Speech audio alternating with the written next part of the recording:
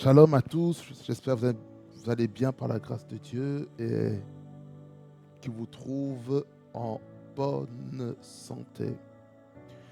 Que ça vous bénisse abondamment fasse beaucoup du bien. Nous sommes sur Rema Frequency TV, le réseau de la gloire de Dieu, une chaîne YouTube qui édifie, une chaîne YouTube qui nous amène à comprendre la volonté de Dieu, une chaîne YouTube qui amène des choses nouvelles dans nos vies.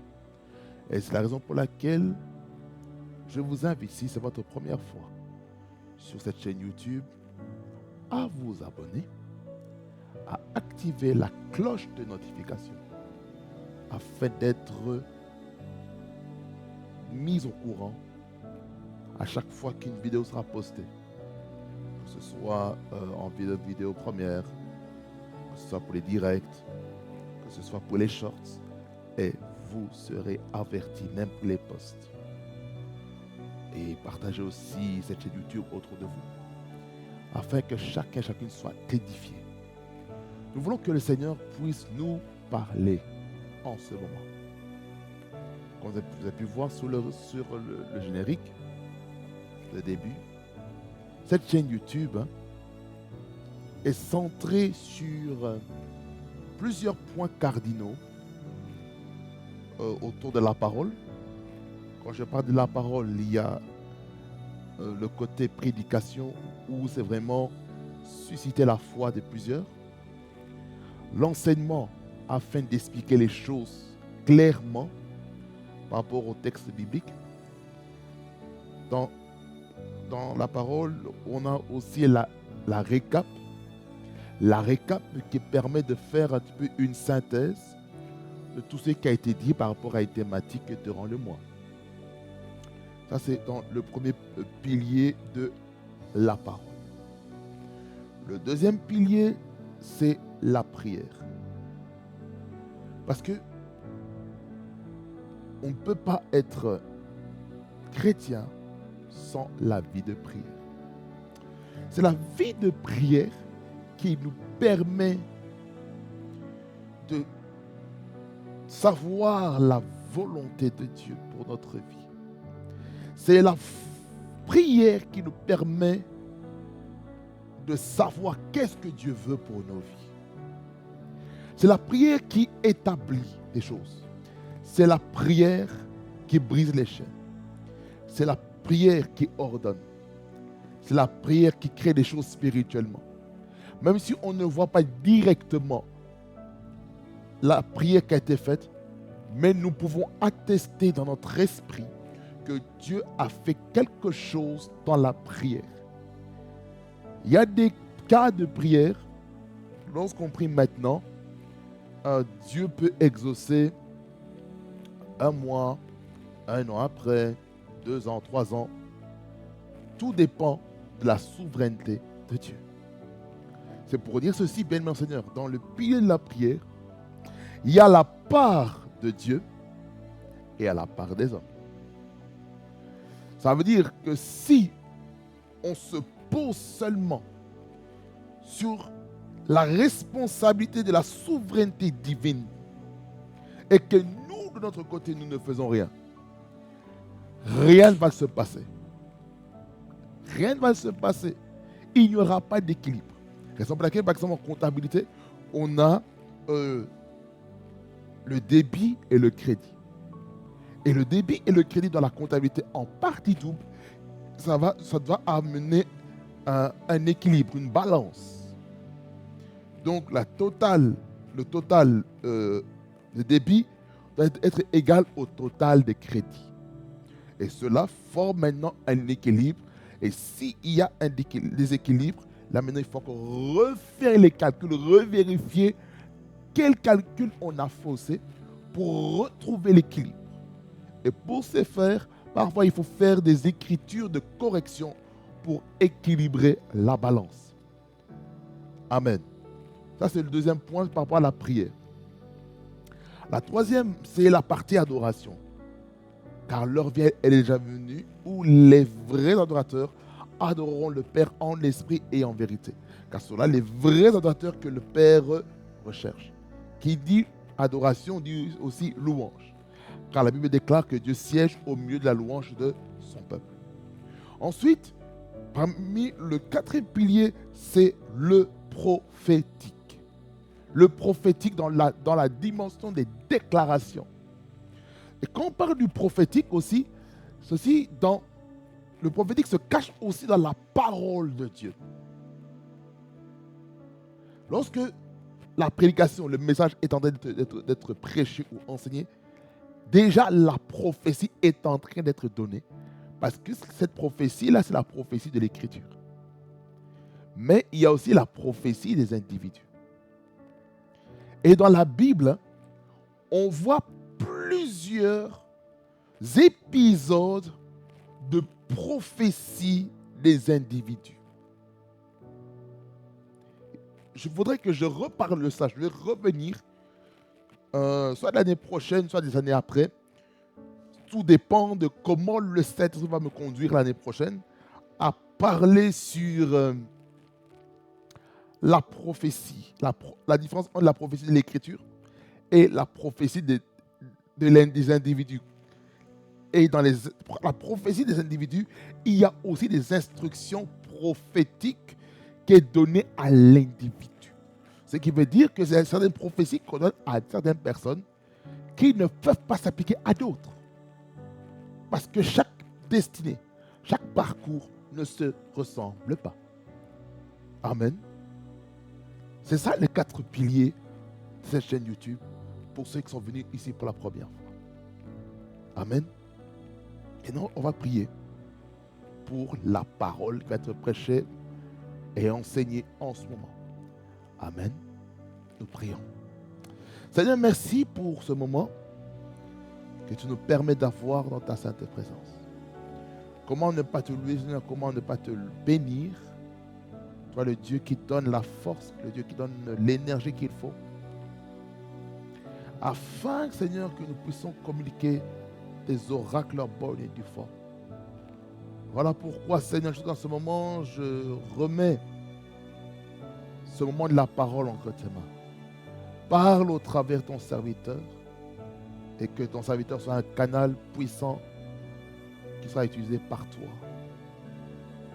Qu'il ne puisse pas déplacer les bornes que les anciens ont placées, qu'il puisse respecter les dogmes, qu'il puisse respecter l'essence des Écritures sous l'inspiration du Saint-Esprit. Que la grâce du Seigneur soit manifeste au nom de Jésus-Christ de Nazareth. Je proclame ta Seigneurie. Je proclame, Seigneur, que tu es Seigneur à la gloire de Dieu le Père. Et je déclare, toi qui es le Dieu des esprits des prophètes, tu vas nous parler encore au nom de Jésus-Christ. Rabuna kataya male presteke. Que ce temps de la parole puisse amener un shift, une onction nouvelle au nom puissant de Jésus-Christ. Louange, honneur et majesté reviennent, toi le guide parfait, au nom de Jésus-Christ que j'ai ainsi prié. Amen, amen, amen, amen. Bien-aimé Seigneur, nous allons dans la parole de Dieu tout de suite. Vous savez ce que j'aime avec la parole de Dieu? La parole de Dieu nous édifie en fait. Elle nous bâtit. Mais il y a certaines choses dans nos vies qui sont détruites et qui a besoin qu'on enlève tout ce qui est détruit pour rebâtir sous des nouveaux fondements. Le fondement aussi, c'est qui? C'est Christ. La parole de Dieu aussi, elle est là aussi pour nous exhorter, pour nous encourager. Et troisièmement, la parole de Dieu, elle est là pour nous consoler. Donc la parole de Dieu a ses différentes expressions. Elle a aussi ses différentes manières d'administrer les choses dans nos vies. Et pour ce faire, bien, Seigneur, nous allons encore continuer à parler sur les bénédictions spirituelles dans les lieux célestes. En tout cas, j'aimerais vous garantir sur ce point-ci, avant qu'on entre dans le texte de base de ce mois. Depuis le début de ce mois, en parlant de cette thématique, ce thème a pris des tournures dans tantôt doctoral, tantôt prophétique, tantôt évangélique, tantôt... En fait, il y a eu plusieurs expressions. L'expression de la connaissance, l'expression de la révélation, l'expression de la prophétie et l'expression de la doctrine. Donc, ça a pris ces différents langages de la parole de Dieu. Et je sais qu'une chose, lorsqu'on parle des bénédictions spirituelles des lieux célestes, ça nous amène vraiment à réfléchir sur la parole de Dieu. Alors, prenons le texte dans Éphésiens 1er, le verset 3, jusqu'au verset 14. Nous allons lire cette longue lecture et puis nous allons poursuivre le message en bonne et due forme. La Bible dit ceci. Béni soit le Dieu et Père de notre Seigneur Jésus-Christ, qui nous a bénis de toute bénédiction spirituelle dans les lieux célestes en Christ. En lui, Dieu nous a élus avant la fondation du monde pour que nous soyons saints et irréprochables devant lui. Il nous a prédestinés dans son amour à être ses enfants d'adoption par Jésus-Christ selon le bon plaisir de sa volonté pour célébrer la gloire de sa grâce dont il nous a favorisés dans le bien-aimé. En lui, nous avons la rédemption par son sang, le pardon des péchés selon la richesse de sa grâce, que Dieu a répandu abondamment sur nous par toute espèce de sagesse et d'intelligence.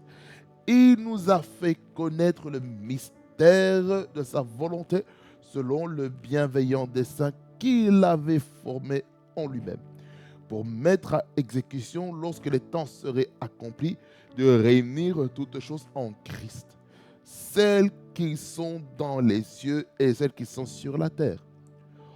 En lui, nous sommes aussi devenus héritiers, ayant été prédestinés suivant le plan de celui qui opère toutes choses d'après le conseil de sa volonté, afin que nous servions à célébrer sa gloire, nous qui d'avance avons espéré en Christ.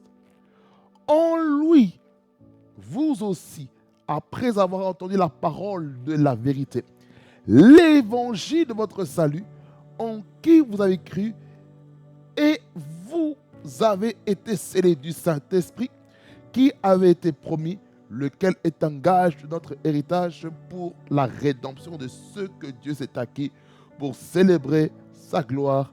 Amen. Acclamons le Seigneur sans le commentaire de qui que ce soit. Seigneur, merci pour ta parole. Sanctifie-la, purifie-la. Fais-nous du bien. Au nom de Jésus-Christ. Amen. Les bénédictions spirituelles dans les lieux célestes. Bien-aimés Seigneur, la grâce de Dieu est disponible. Les bénédictions spirituelles, ce sont des choses, comme je vous ai dit au tout début de ce mois, ce sont des bénédictions qui sont immatérielles et qui affectent nos vies. Ces bénédictions immatérielles viennent du royaume des cieux. Ici, dans le texte, on parle des lieux célestes. Et ces bénédictions spirituelles sont toutes les bonnes paroles prononcées de la part de Dieu en Jésus-Christ sur toutes les personnes qui sont appelées à recevoir le salut en Jésus-Christ. Nous avons vu plusieurs choses que je ne vais pas y retourner. Mais je vais juste faire la synthèse un petit peu du message précédent que vous verrez dans la vidéo précédente dans la playlist. On a clôturé la partie sur la rémission ou le pardon des péchés par le sang de Jésus. On a vu plusieurs choses que pour que ce pardon des péchés par le sang de Jésus puisse avoir lieu, il était important de confesser nos péchés parce que Dieu est fidèle pour nous pardonner et nous purifier nos iniquités. ce résultat-là doit se faire par la condition de la confession. Ce qui veut dire que la prière, en soi, c'est la bouche. On doit parler. On ne médite pas la prière. On la parle. Et lorsqu'on parle, Dieu entend. Il est vrai que lorsque des gens sont comme ça, dans d'autres endroits, là où est-ce que j'ai eu le privilège de servir dans mon adolescence, c'est plus la méditation, c'est plus des prières silencieuses, des prières internes. Ceci n'est pas notre débat de faire différence entre les différentes orientations, subdivisions dans le christianisme. Ce n'est pas de ça qu'il s'agit, mais nous sommes le corps de Christ. C'est la confession des pardons des péchés qui va nous donner la puissance et cet héritage, cette bénédiction de pardon des péchés. Ensuite, on a compris au verset 8 que la sagesse et l'intelligence nous venaient de Dieu. Et que cette sagesse, cette intelligence ne dépendait pas de la sagesse des hommes, la sagesse du monde, du système de ce monde, mais cette sagesse était basée sur le Seigneur. Ça basait sur Dieu et non sur nous-mêmes, et non sur les choses terrestres. La sagesse et l'intelligence. Ça veut dire que lorsqu'on reçoit la sagesse qui vient de Dieu, la sagesse divine, nous sommes bénis. Parce que nous avons une orientation. Nous savons ce que nous devons faire. Et nous savons ce que nous ne pouvons pas faire. Donc lorsqu'on a la sagesse, maintenant ça va amener quoi aussi dans notre vie? La maturité. Et lorsqu'on devient mature, et bien là maintenant on pourra appliquer la sagesse correctement. Quelqu'un dit un amen ici. La sagesse et l'intelligence. Lorsque on est en Christ, nous devenons plus sages. Nous devenons plus intelligents. Normalement, les enfants de Dieu doivent être plus sages, plus intelligents que ceux qui n'ont pas Jésus-Christ dans leur vie. Pourquoi dans l'Église, on a comme l'impression que lorsqu'on devient chrétien, on devient bourrique, on devient maintenant, on devient bête, excusez-moi de dire comme ça. Vous savez pourquoi? Parce que nous n'avons pas renouvelé notre intelligence. Voilà pourquoi il est important en tant qu'enfant de Dieu. Lorsqu'on vient en Christ, lorsqu'on donne sa vie en Christ, nous devons obligatoirement renouveler notre intelligence.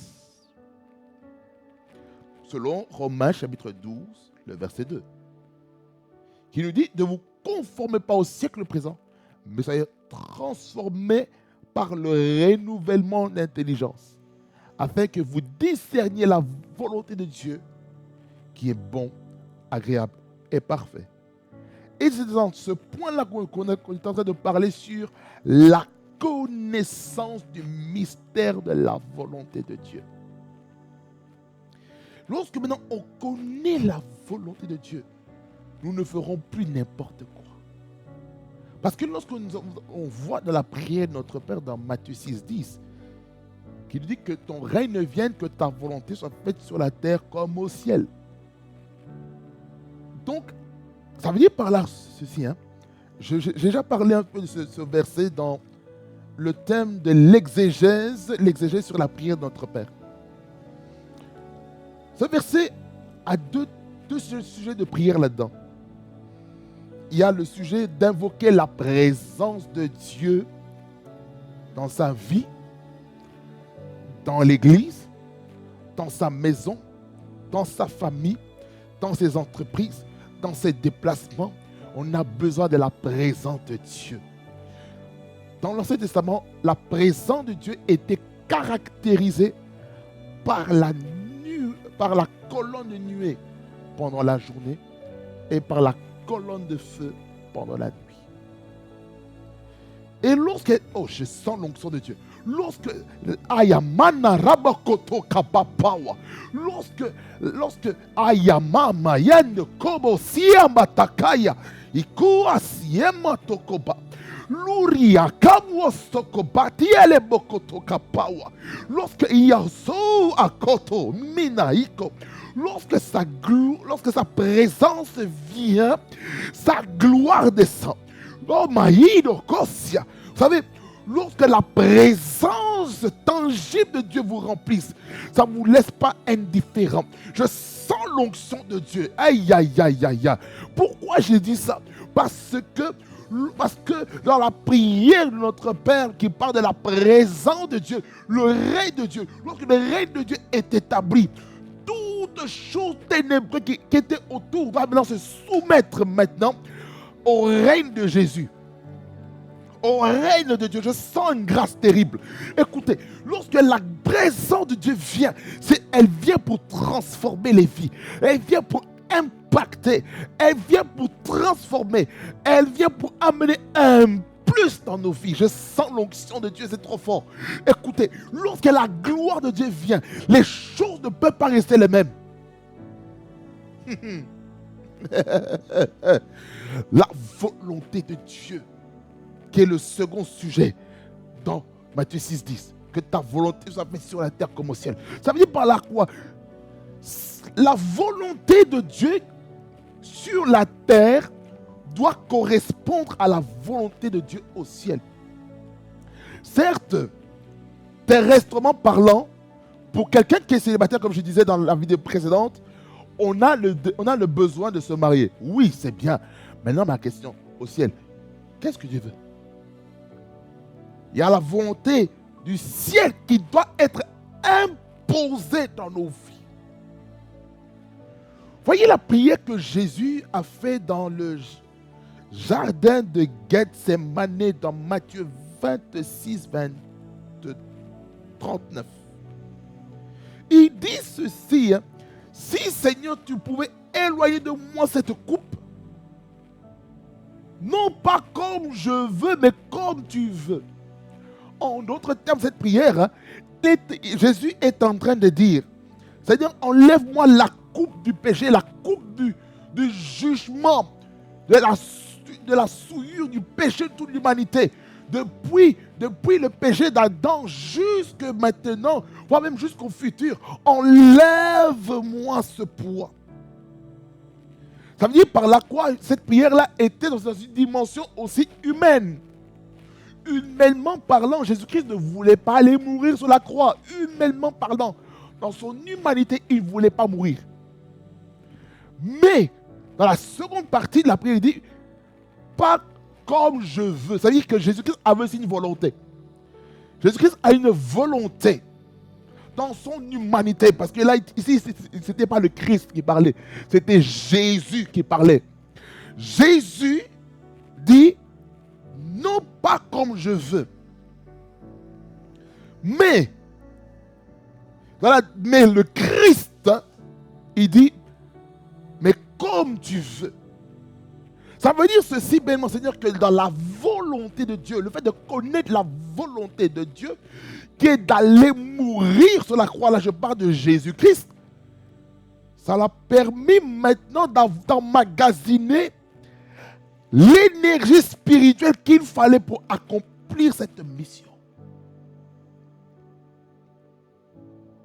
Voyez? C'est important. Parce que c'est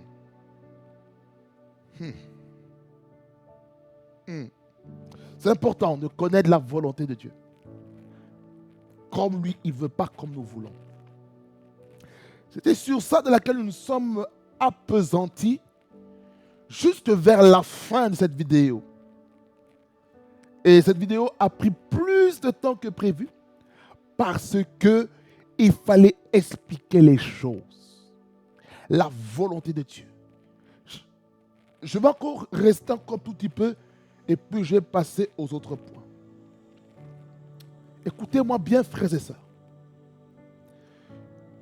La volonté de Dieu pour nos vies, parfois, ce ne sera pas toujours en notre faveur.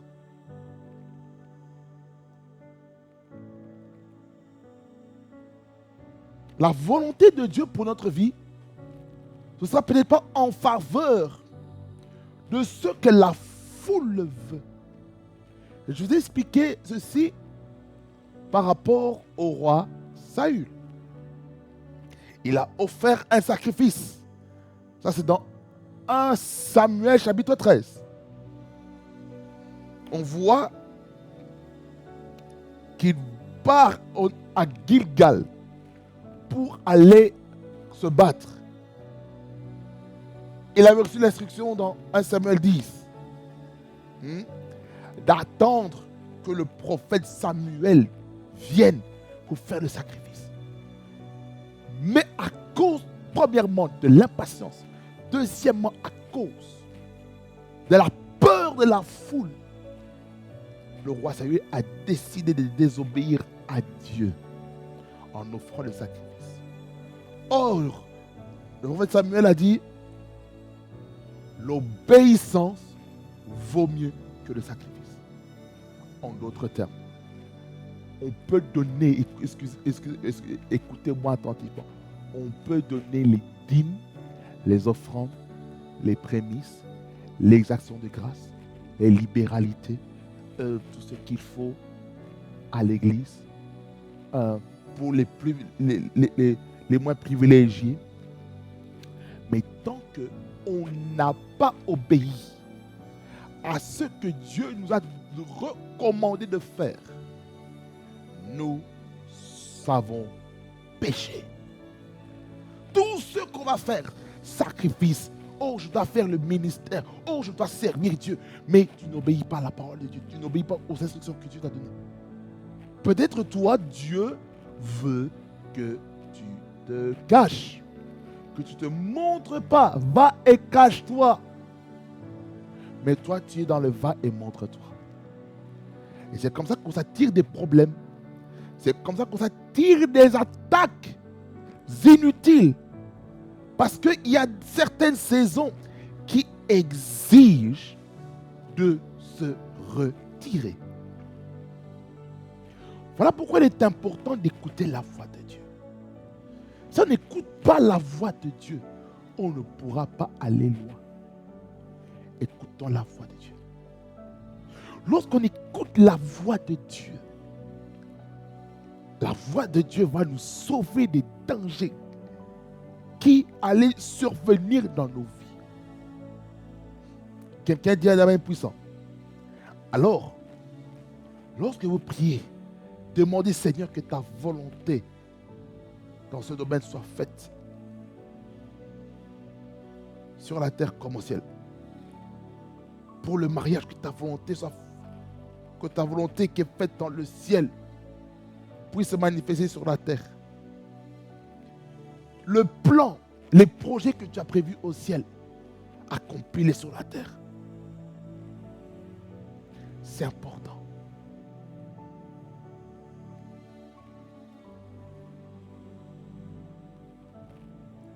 Yamasi grâce tabac.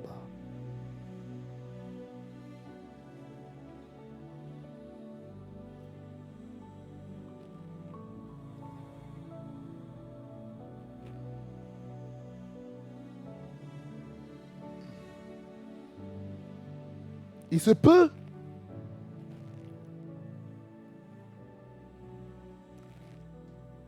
que tu connaisses la volonté de Dieu pour ta vie, pour ta destinée, mais cette destinée-là est combattue. Mais tu es tout seul. Mon bien-aimé, ma bien-aimée, fais appel à des intercesseurs et des intercesseuses pour prier avec toi. appelle d'autres frères et sœurs pour prier pour toi. Il arrive des moments, frères et sœurs, nous avons besoin des prières des saints. Pourquoi l'apôtre Paul a demandé qu'on puisse prier pour lui? Priez pour nous, priez pour nous. Que ça l'église de Romains, l'église des Corinthiens, des Corinthiens, des Éphésiens, Colossiens, Philippiens, Thessaloniciens. Pourquoi il a demandé qu'on puisse prier pour les serviteurs de Dieu? Dans le contexte, c'est pour les serviteurs de Dieu. Hein? Et moi, je vais encore plus loin. Priez aussi pour vos frères et sœurs. Priez pour vos frères et sœurs lorsqu'ils font face à des temps difficiles dans leur vie. Ces moments-là sont des moments d'épreuve. Dans ces moments d'épreuve, il a besoin des personnes qui vont prier pour lui, pour lui donner la force, la ténacité qu'il faut pour accomplir le programme divin pour leur propre vie. C'est pourquoi il est important de connaître la volonté de Dieu. Lorsqu'on connaît vraiment la volonté de Dieu, qui est un mystère, c'est caché. Pour connaître ce mystère qui est caché, nous devons entrer dans la prière, premièrement. Deuxièmement, lire, étudier et méditer la parole de Dieu. C'est là où se trouvent tous les secrets. Et lorsqu'on va dans la parole de Dieu, maintenant on comprend les choses puissantes dans nos vies. Quelqu'un dit un puissant amen. Lisons la parole. C'est la parole qui va nous permettre de comprendre la volonté de Dieu. Parce que Dieu a formé des projets pour nous. Dieu a, ça c'est le langage de Nouvelle Liaison de Genève, où Louis II de 1979, n'est-ce pas? Dans d'autres versions, on parle pas du terme projet, mais on parle des pensées. Ça veut dire par là ceci, hein, nous devons connaître comment Dieu pense. Qu'est-ce que Dieu pense de ce que je veux faire? Qu'est-ce qu'il pense? Il pense quoi? La situation que tu es en train de vivre, il pense quoi? La Bible dit que les voies de Dieu sont au-dessus de nos voies. Ses pensées sont au-dessus de nos pensées. Les voies, c'est quoi? C'est la direction. C'est le chemin qu'on veut prendre. Par exemple, on veut prendre le chemin pour aller, par exemple, moi ici, je suis en Belgique. Je prends un exemple. Le départ, c'est Liège. Moi, dans mes pensées, je veux aller à Cologne, en Allemagne. Mais pendant que je roule pour aller en Allemagne, il faut passer par la frontière en passant par la communauté germanophone. Dieu me dit, ce n'est pas ce que je veux, ce n'est pas la pensée que j'ai pour toi. Ne pars pas en Allemagne, à Cologne, mais plutôt pars à Gand. Ça veut dire que Dieu pense à autre chose pour toi. Mais toi, tu veux faire selon tes propres calculs. Ça veut dire ceci, dans la volonté de Dieu, il ne faut plus se focaliser sur ses propres calculs. Maintenant, il faut se focaliser sur le calcul de Dieu. En connaissant les calculs de Dieu, nous pourrons faire les choses en bonne et due forme. Amen. Ensuite, bien, mes seigneurs, lorsqu'on a compris la connaissance du mystère de la volonté de Dieu étant la bénédiction spirituelle et le lieu céleste, nous allons maintenant expérimenter l'accomplissement de la volonté de Dieu.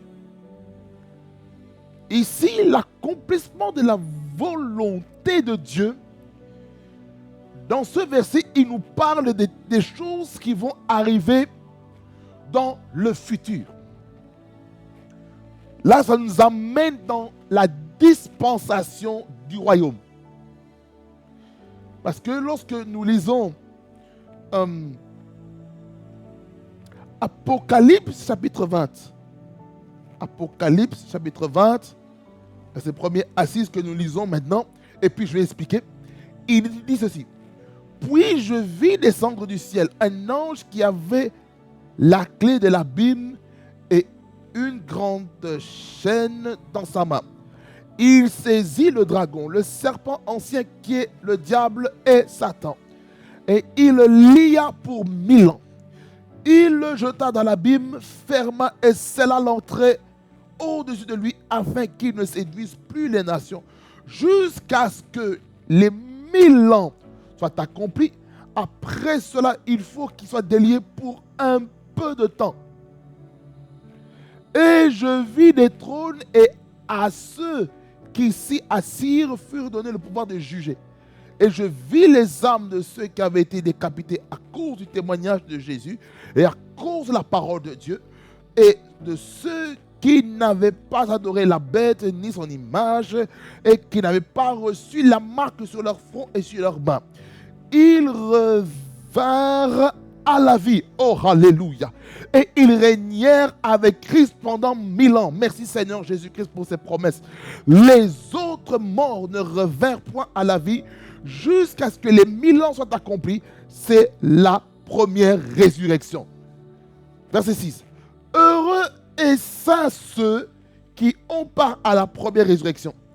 La seconde mort n'a point de pouvoir sur eux, mais ils seront sacrificateurs de Dieu et de Christ, et ils régneront avec lui pendant 1000 ans.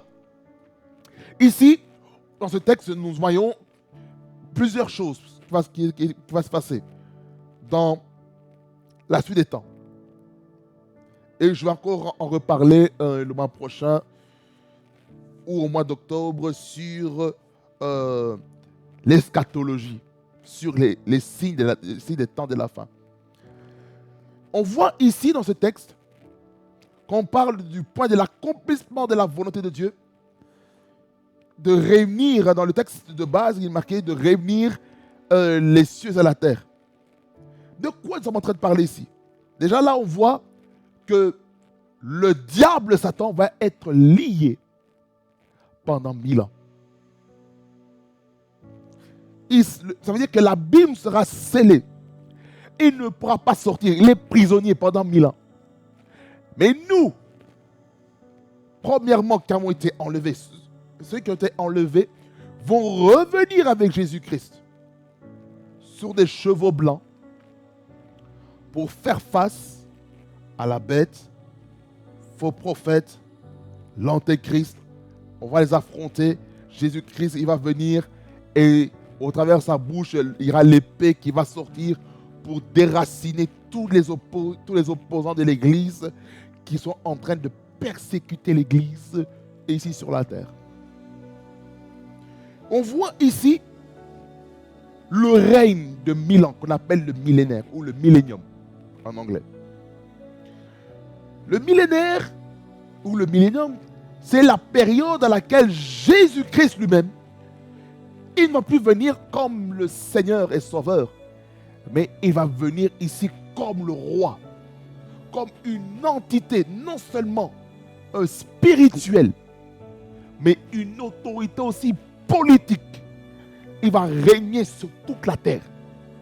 Ça veut dire, pendant ces 1000 ans, il n'y aura plus de meurtre, pas de viol, pas d'assassinat, pas d'homicide volontaire et involontaire. Il n'y aura pas de corruption. Pourquoi? Parce que le diable sera lié, emprisonné pendant 1000 ans. Et le texte nous explique aussi que ceux qui ont été décapités pour la cause de l'évangile vont reprendre vie. Et ceci s'appelle la première résurrection selon le verset 5. Et il explique aussi ceci, que ceux qui ne sont pas en Christ qui ont été décapités, ils vont rester morts.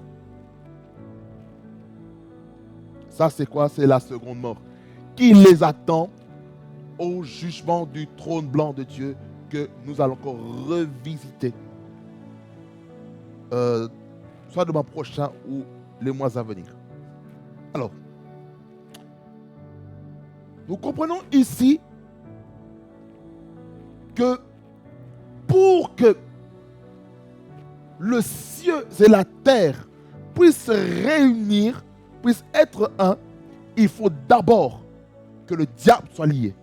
Il faut que Satan soit lié. Il faut que ça soit emprisonné. Il faut que Christ vienne sur la terre. Pour que nous puissions expérimenter maintenant des nouveaux cieux et une nouvelle terre dans Apocalypse chapitre 21. On va lire du verset 1er jusqu'au verset 8. C'est ça ce qui m'intéresse. Parce que verset 9, jusque vers la fin, il nous parle de la nouvelle Jérusalem qui va se faire. Mais je vais vraiment essayer d'aller vraiment à l'essentiel.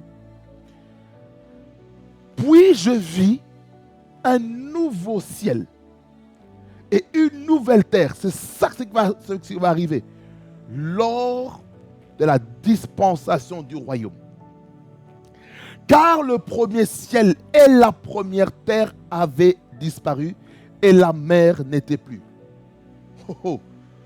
Et je vis descendre du ciel, d'auprès de Dieu, la ville sainte, la nouvelle Jérusalem, préparée comme une épouse qui s'est parée pour son époux. J'entendis du trône une forte voix qui disait: voici le tabernacle de Dieu avec les hommes. Il habitera avec eux et ils seront son peuple et Dieu lui-même sera avec eux. Il essuiera toutes les larmes de leurs yeux et la mort ne sera plus. Il n'y aura plus ni deuil, ni cri, ni douleur, car les premières choses ont disparu. Et celui qui était assis sur le trône dit: voici, je fais, alléluia, toutes choses nouvelles. Et il dit, écris, car ces paroles sont certaines et véritables. Et il me dit, c'est fait. Je suis l'alpha et l'oméga, le commencement et la fin. À celui qui a soif, je donnerai de la source de l'eau de la vie gratuitement. Merci Seigneur Jésus-Christ, toi le prince de paix. Celui qui vaincra héritera ces choses.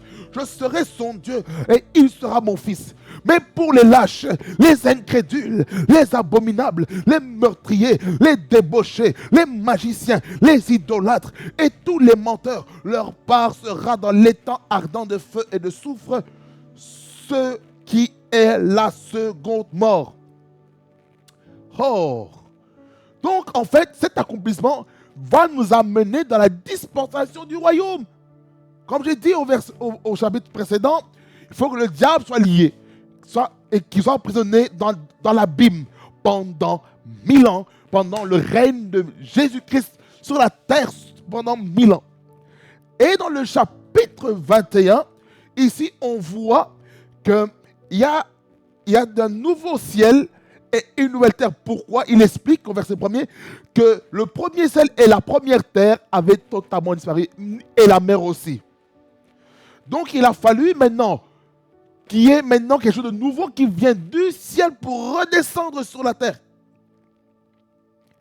Il est marqué ici au verset 2. Et je vis descendre, oh gilet brega, du ciel d'auprès de Dieu, la ville sainte, la nouvelle Jérusalem, préparée comme une épouse qui s'est parée pour son époux. En d'autres termes, ça veut dire ceci, dans la bénédiction spirituelle du lieu céleste, que nous allons expérimenter dans notre vie, nous allons expérimenter des nouveaux cieux, une nouvelle terre, une nouvelle ville, une nouvelle Jérusalem qui a été préparée au ciel et non par les hommes. Parce que tout ce que les hommes ont fait de leur propre main est souillé. Alors, nous comprenons ceci, que lorsque Dieu crée des nouveaux cieux, nouvelle terre, nouvelle ville. Hey, il y a mal les gars. Ici, il parle de la ville sainte, la nouvelle Jérusalem. Donc, quand on parle des choses nouvelles, ça veut dire par là quoi que l'ancienne était tellement souillée. Ça, par exemple, maintenant, la terre est imbibée de sang. La terre dans laquelle nous vivons aujourd'hui, elle est souillée. Il faut que Dieu détruise toute la terre pour que maintenant qu'il y ait de nouveaux cieux et une nouvelle terre. Ces nouveaux cieux, ce nouveau ciel, il n'y a qu'un seul ciel. Une terre, nouvelle terre. Nous allons comprendre ceci que lorsqu'il y a ces choses-là, la présence de Dieu sera partout. La manifestation de sa gloire, de son onction, de sa puissance sera avec nous. Ça veut dire qu'il y aura l'amour sincère. Il y aura vraiment le fruit de l'esprit qui va se manifester en bonne et due forme. Selon Galates chapitre 5, verset 22 et verset 23.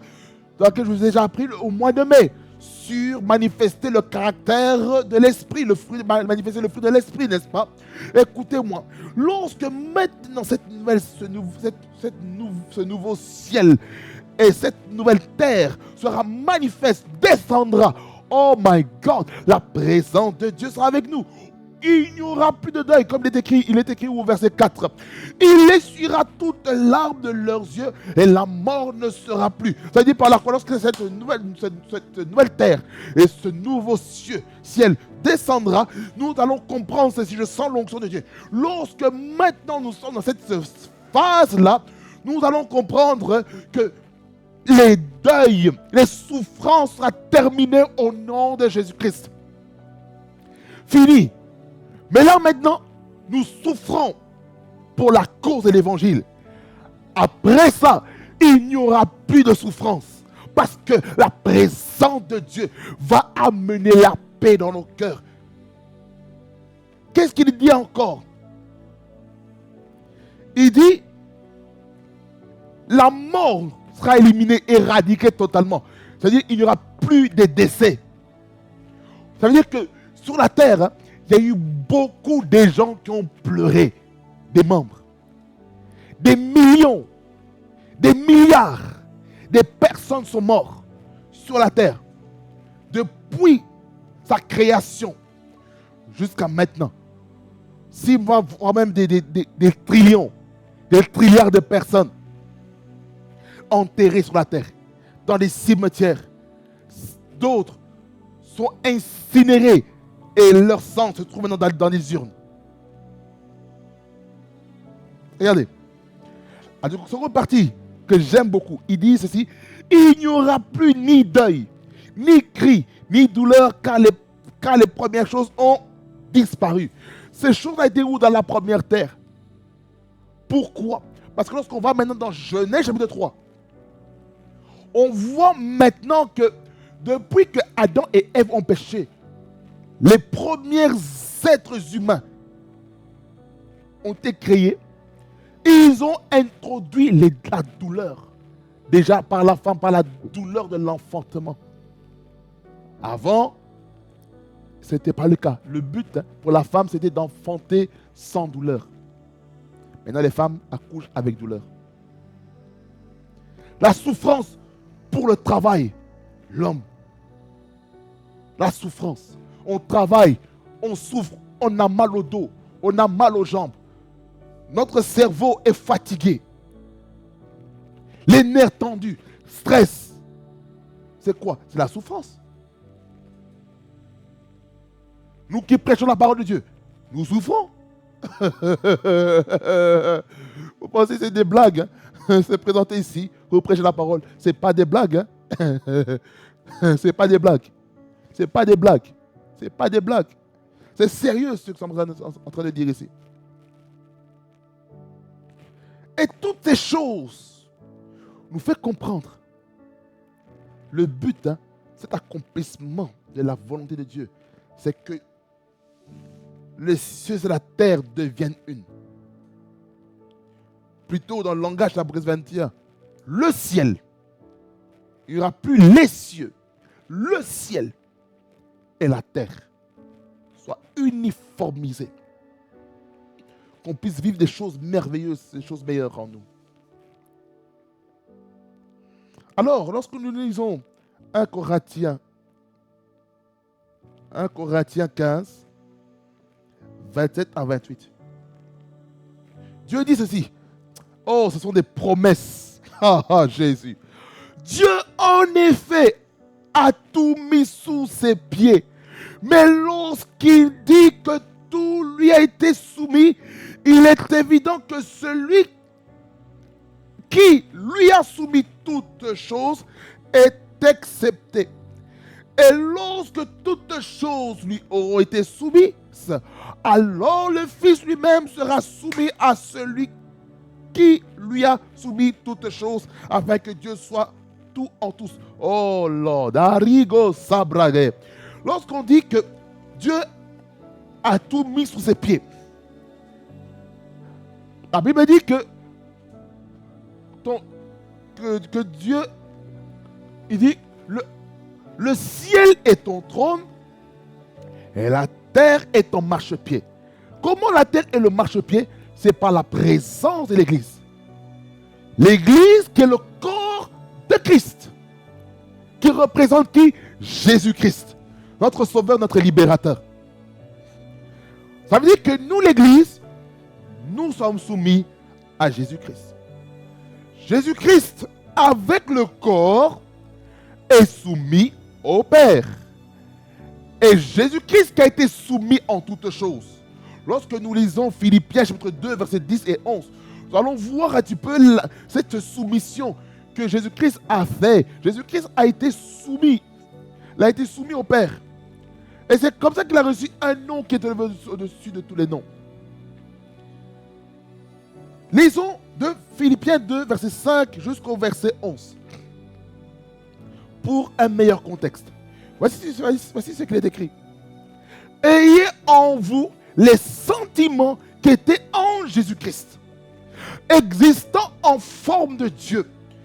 C'est qui? C'est Jésus. Jésus-Christ, il a la forme de Dieu. Il est Dieu. Il n'a point regardé son égalité avec Dieu comme une proie à arracher. Ça veut dire par là quoi? Jésus-Christ, certes, il est égal au Père et au Saint-Esprit. Il s'est mis sous le Père. Ça veut dire il s'est humilié. Mais il s'est dépouillé lui-même. Ça veut dire il s'est dépouillé sa divinité pour embrasser la vie maintenant humaine. Comme vous et moi. Il s'est dépouillé lui-même en prenant une forme de doulos, serviteur. En devenant semblable aux hommes. Ça veut dire qu'il est Dieu. Mais il décide, Jésus-Christ, notre sauveur, notre libérateur, de prendre l'apparence d'un corps humain pour venir servir. Dans quel but? On continue le verset 7. Et il a paru comme un vrai homme. Regardez. On dit que dans Jean 1er 14, que la parole s'est faite chair et elle a habité parmi nous ou parmi les hommes. Dans la version Message, on dit qu'elle a habité dans le voisinage. Alors, lorsque Jésus-Christ est venu sur la terre comme un vrai homme, qu'est-ce qu'il est venu faire sur la terre? Il a fait quoi, Jésus? Il s'est humilié lui-même pour que Jésus-Christ ait l'autorité, la puissance qu'il faut. Le nom qui est élevé au-dessus de notre nom. C'était quoi la première étape? La première étape, c'était déjà, c'est quoi? C'est dire, moi je ne suis pas égal à mon Père. C'est-à-dire volontairement, je ne suis pas égal à mon Père, je me mets en dessous. Subordination, soumission. Deuxièmement, il s'est dépouillé.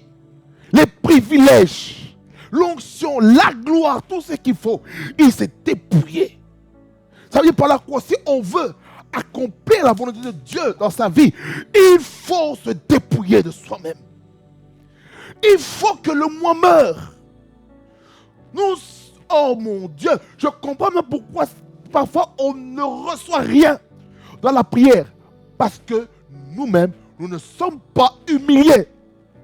Est-ce qu'on s'est humilié devant Dieu? Non, on ne s'est pas humilié. On est resté, moi, le bishop, moi l'évêque, moi l'apôtre, prophète, évangéliste, pasteur, docteur, moi diacre, diaconesse, moi ancien, moi ministre de la musique, moi responsable, moi membre d'un comité, moi ceci, moi le mari, moi, je suis chef d'entreprise, je suis créateur de contenu, moi ceci, moi. Le monde est conduit par trop le moi. Le moi, c'est le moi qui empêche la glorification de notre vie. C'est le moi qui empêche Jésus-Christ de travailler en nous. Le moi. Nous devons crucifier le moi. Le moi amène des retards dans l'exaucement de nos prières. On peut prier. Ma question, est-ce qu'on s'est humilié? Ou on a prié comme ce pharisien en disant, moi je donne tous les dîmes, je fais ceci, je fais cela, par la justification de la loi. Oh non, moi, je ne pêche jamais, je n'ai jamais trompé mon épouse, jamais trompé mon mari. Oh non, moi je n'ai jamais trompé mon frère, ma soeur en Christ. Oh non, je n'ai jamais menti. Oh, moi, j'ai jamais fait ceci, j'ai fait cela. Pas comme ce pécheur-là. Regarde, ce gars, il n'a aucune... Il est sale. Regarde sa vie. Il a couché avec une go. Il a engrossé. Regarde ceci. Comme ce gars. Mais l'autre, il a dit, oui, je reconnais, je suis pécheur. Et pitié, et compassion, et miséricorde. Qui a été exaucé parmi ces deux personnes dans la parabole de la prière? Hein? C'est celui qui s'est humilié. Pas celui qui s'est glorifié. Dieu résiste aux orgueilleux, mais il fait grâce aux humbles. Jésus-Christ s'est humilié. Il s'est humilié lui-même. Ça veut dire Dieu attend que tu t'humilies toi-même. Si tu ne fais pas toi-même, Dieu va amener l'humiliation dans ta vie. Là, c'est Dieu lui-même qui va te faire descendre.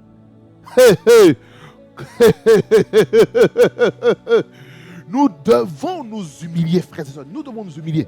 L'humilité est très importante. L'humilité personnelle. Ça veut dire, arrête de mettre ton ego masculin. Arrête d'appliquer ton ego féministe ou féminine. Arrête, humilie-toi. Tout le monde, hommes comme femmes, les enfants, humiliez-vous devant vos parents. Même s'ils ont tort, humiliez-vous. Dites quand même, tu as raison. Parce que parfois, on peut parler des choses dans la colère. Laissons la température descendre du moteur, du régime.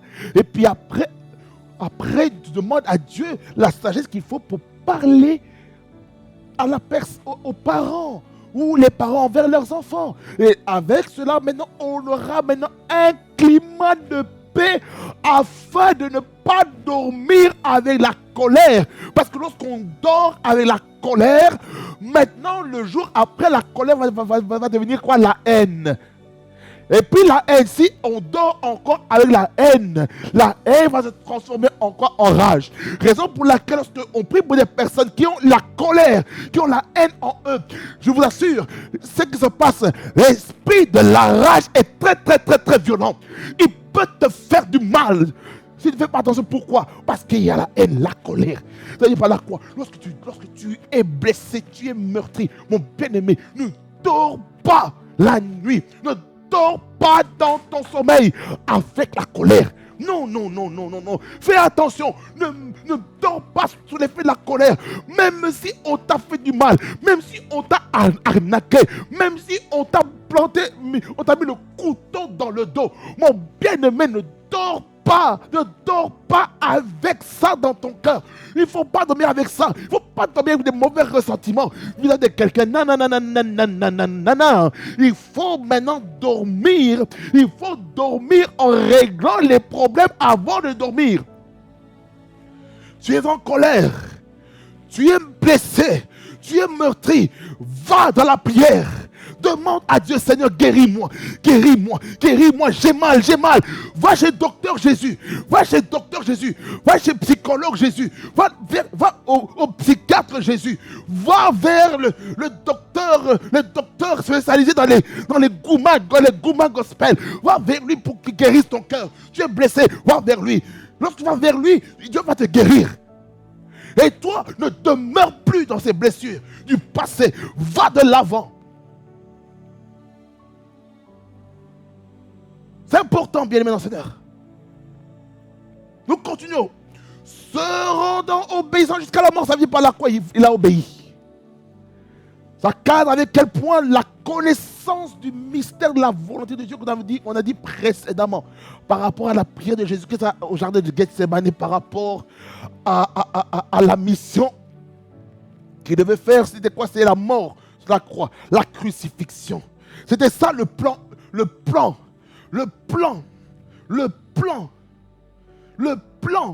divin, c'est que Jésus-Christ meurt sur la croix. Est-ce que tu connais le plan divin pour ta vie? Il faut le connaître. Si tu connais le plan de Dieu pour ta vie, tu sauras qu'est-ce que tu dois faire. Amen. Alors, Jésus-Christ a été obéissant jusqu'à la mort. Et même jusqu'à la mort de la croix. Lorsqu'il est mort sur la croix, bien-aimé dans le Seigneur, j'aimerais vous dire ceci. Il a dit, Père, pardonne-leur car ils ne savent pas ce qu'ils font.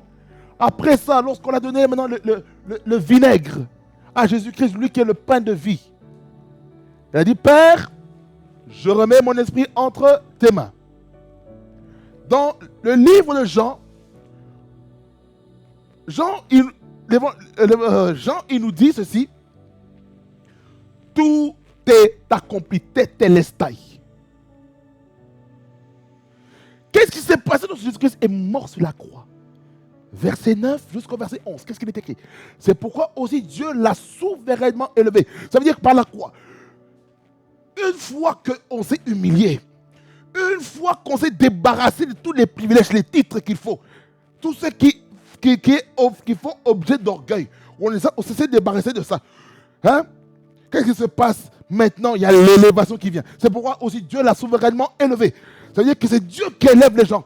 Mais le problème qu'il y a aujourd'hui, c'est nous les hommes qui nous promouvons quand Dieu ne nous a pas encore élevés.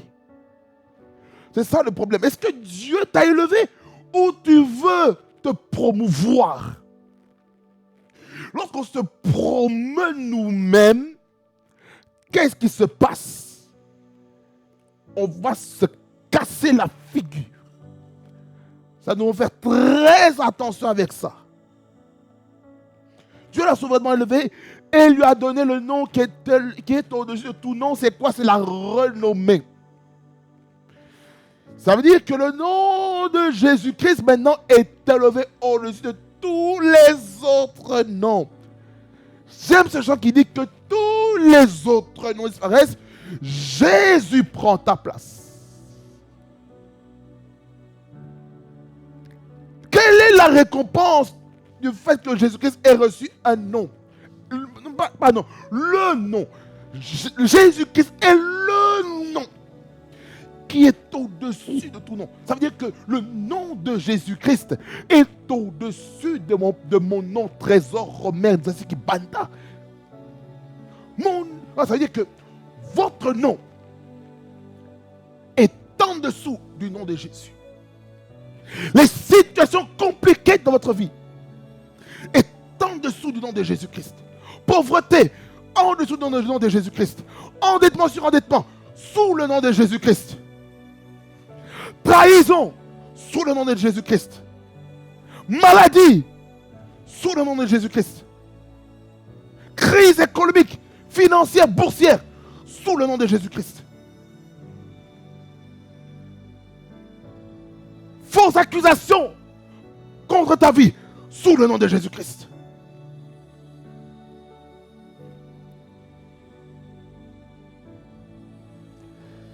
Tu n'arrives pas à payer tes factures. Tu vois cette montagne. Mais qui es-tu, ô grande montagne Babel? Tu seras aplani. Sois soumis au nom de Jésus-Christ.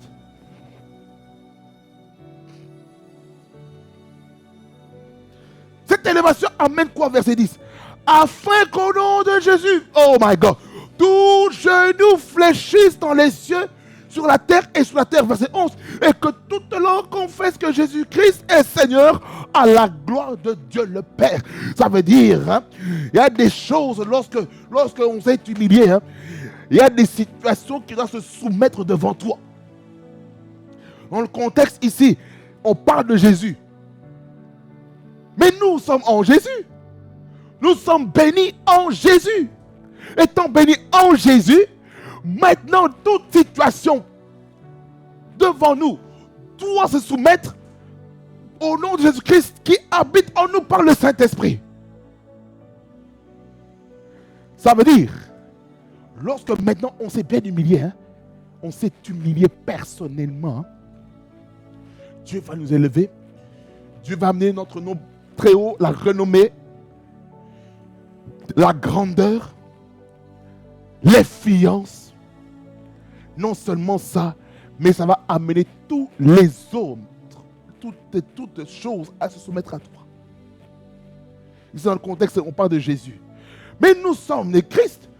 Nous sommes des Christ. Nous sommes des Christ. Nous sommes des Jésus. Nous sommes Jésus-Christ sur la terre. Ben oui. Ça veut dire ceci. Je m'appelle Trésor Romer Jésus-Christ Nzasi Kibanda. Ah oui. Ah oui. Ça veut dire que Jésus-Christ, par son œuvre sur la croix, maintenant m'a donné aussi un nom. Je m'identifie à Jésus-Christ. Par quoi? Par le baptême en Christ. Par sa crucifixion, sa mort, son ensevelissement et sa résurrection. Je m'identifie en lui. Baptisé me to Christ. Alors, ces choses vont nous amener à comprendre que ce plan d'accomplissement va nous amener à comprendre que le nom que nous avons reçu, Jésus-Christ, doit nous amener, nous, les enfants de Dieu, à exercer notre autorité et notre pouvoir en Jésus-Christ. On a reçu quoi? Exousia. Exousia, c'est l'autorité. Délégué. Dunamis, c'est la puissance, le pouvoir qu'est en Jésus-Christ. Nous savons ça, on nous parle le Saint-Esprit. Et lorsqu'on comprend ces choses, Dieu fait des choses puissantes dans nos vies. Quelqu'un dit Amen. Et lorsque nous accomplissons cela, ce qui va se passer, nous allons devenir maintenant des héritiers en Christ. Des héritiers en Christ. Nous sommes héritiers de Dieu et co-héritiers en Christ. Comme il est écrit au verset 11. Au verset 11, verset d'Éphésiens 1er, verset 11, il dit « En lui, nous sommes aussi devenus héritiers, ayant été prédestinés suivant le plan de celui qui opère toutes choses d'après le conseil de sa volonté. » Ça veut dire ceci, frères et sœurs. Lorsque nous sommes devenus en Christ, nous sommes devenus héritiers des ressources célestes, des ressources de Dieu par Jésus-Christ. C'est Jésus-Christ qui nous donne cet héritage. C'est Jésus-Christ qui nous permet de nous introduire dans l'héritage divin. C'est ça que lorsque nous lisons 1 Corinthiens chapitre 3, le verset 22 et 23, il dit, soit Paul, soit Apollos, soit Céphas, soit le monde, soit la vie, soit la mort, soit les choses présentes, soit les choses à venir, tout est à vous et vous êtes à Christ et Christ est à Dieu. Donc on parle de l'héritage. Ça veut dire que notre héritage se trouve en Christ. Et Christ est à Dieu. Ça veut dire que nous appartenons à Christ. Et Christ appartient à Dieu.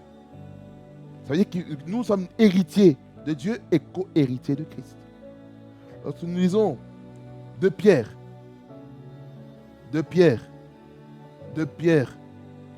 1er, verset 3 à 4, il nous dit, sa divine puissance nous a donné tout ce qui contribue à la vie et à la piété au moyen de la connaissance de celui qui nous a appelés par sa propre gloire et par sa vertu.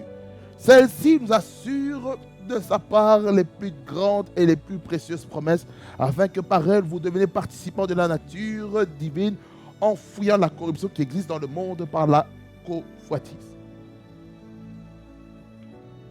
Ici, on voit encore les éléments de notre héritage. Cet héritage, il y a l'héritage de la vie, l'héritage de la piété, l'héritage de la connaissance,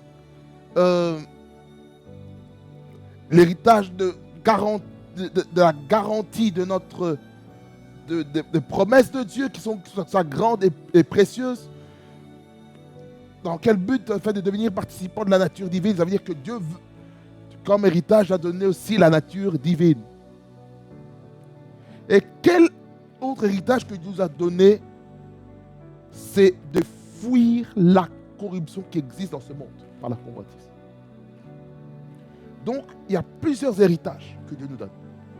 L'héritage en Christ. Nous sommes co-héritiers en Christ. C'est important de comprendre ça.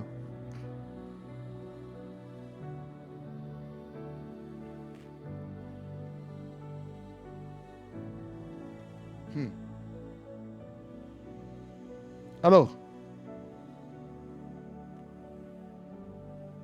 lorsque nous avons compris notre héritage en Christ,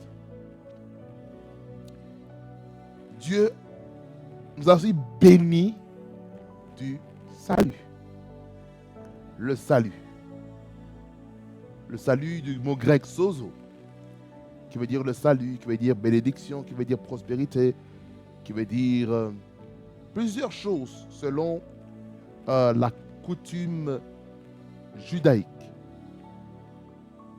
particulièrement chez les Juifs. Mais ce salut-ci ne vient que lorsqu'on écoute la parole de Dieu. Romains 10, verset 17. Romains 10, 17. La version Bible du Semeur. Et il nous dit ceci. Donc la foi naît du message que l'on entend. Et ce message vient par la parole de Christ. Ça veut dire pour être sauvé, il faut d'abord avoir la foi en quelque chose. La foi se trouve dans le message, dans la parole de Dieu. La parole de Christ, en qui nous devons mettre foi. Et lorsqu'on a la foi en la parole de Christ, ce sera très facile maintenant de croire en ses promesses. Ce sera très facile maintenant d'entrer dans la famille chrétienne. Dans Jean 1er, verset 12 à 13. Là, je suis en train d'aller à la vitesse VV pour ceci. Et puis après, au prochain numéro, je vais terminer par le dernier point sur le sceau du Saint-Esprit comme bénédiction spirituelle dans les lieux célestes. Jean 1er, verset 12 à 13, il dit: mais à tous ceux qui l'ont reçu, à ceux qui croient en son nom, elle a donné le pouvoir de devenir enfants de Dieu, lesquels sont nés non du sang, ni de la volonté de la chair, ni de la volonté de l'homme, mais de Dieu. Ce qui signifie ceci. On nous explique ici le processus pour être sauvé ici.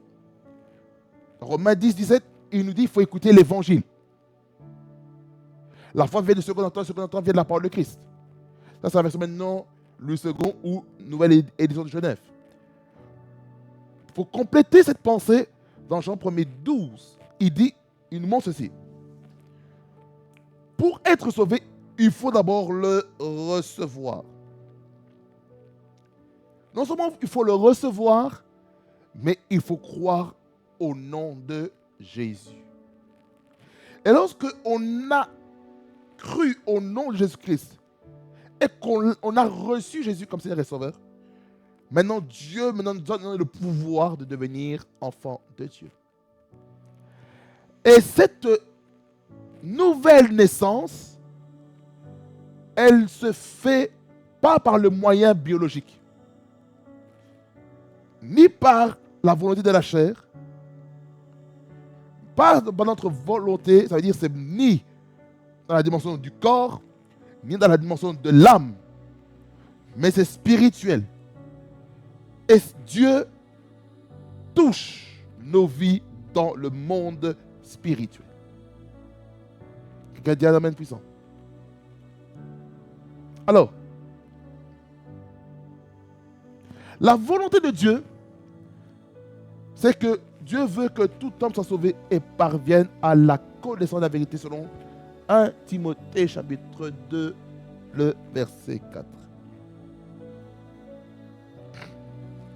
Alors, bien aimé dans le Seigneur, que le Seigneur vous bénisse abondamment, fasse beaucoup de bien.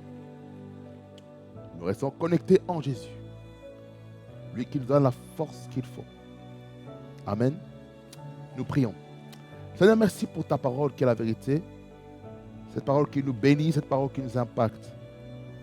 Merci Seigneur pour toutes ces bénédictions que tu nous donnes avant la fondation du monde. Tu es Dieu, ton règne n'a point de fin. Toi, le Dieu des esprits des prophètes. Tu es merveilleux, seulement grand, toi qui vis au siècle des siècles.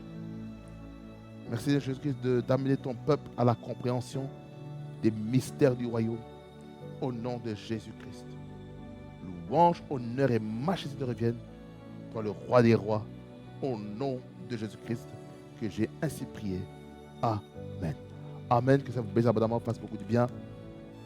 On se voit au prochain numéro. Dans l'amour du Seigneur, et le roi de gloire est avec nous. Et je sais que le Seigneur est avec nous et il nous conduit vers les sentiers de la justice à cause de son nom. Et sa grâce est disponible en tout temps et en toutes circonstances. Parce que nous sommes en Jésus-Christ, notre Seigneur. Il est capable de faire des choses nouvelles dans nos vies. Amen. Que le Seigneur vous bénisse et fasse beaucoup du bien. Et on est ensemble en Jésus-Christ. Blessings.